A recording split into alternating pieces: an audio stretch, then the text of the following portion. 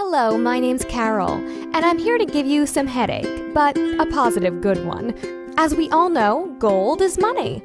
When you have gold as a product, you own the cash. But how are we going to transfer the gold to cash? That's what I'm about to tell you. I'm going to tell you some secrets. Not the secrets you thought you'd love to hear, but it's essential learning techniques to make all the money circulation go faster. And guess what? Yes, decreasing the storage capacity for all your products. The money circulation refers to how fast money passes from one holder to the next. It can refer to the income velocity of money, which is the frequency at which the average unit of currency is used to purchase newly domestically produced goods and services within a given time period. Warned you about the headache. In other words, it's the number of times $1 is spent to buy goods and services per unit of time. In a matter-of-fact economy, it's a big deal to be handled. Consumer shopping habits have changed in the new economy, and some of those habits will have an impact on purchases of prescriptions and healthcare products for the next few years.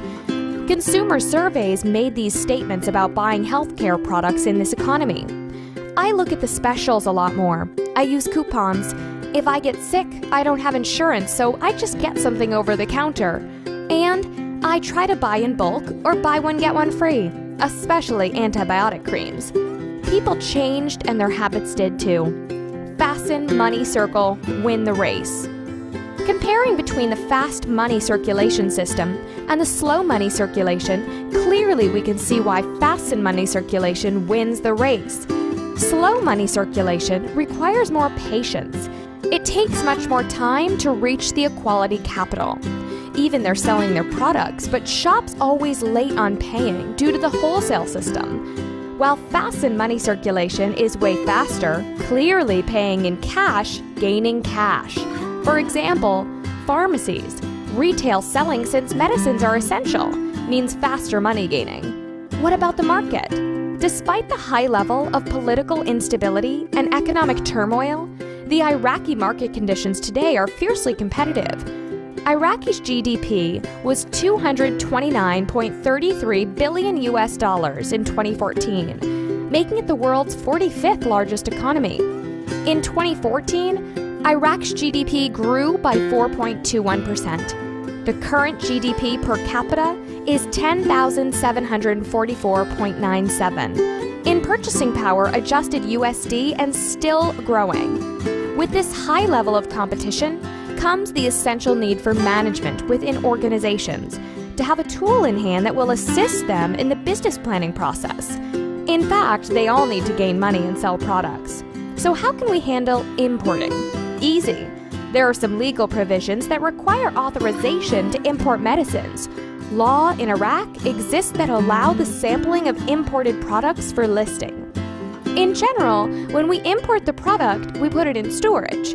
Yet with no cash flows to be used, there would be a termination of the products. Talking about products implies the following.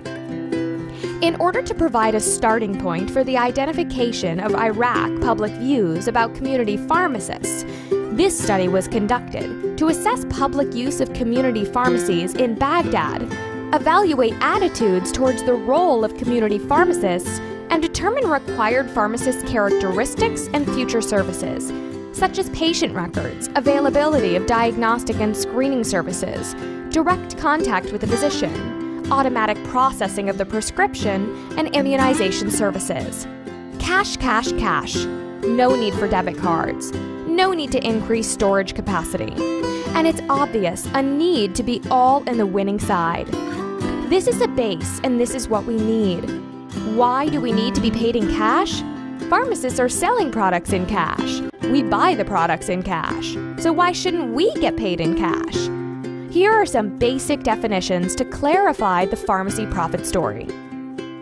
Gross profit is the difference between the revenues received by a pharmacy minus the cost of the products sold by the pharmacy.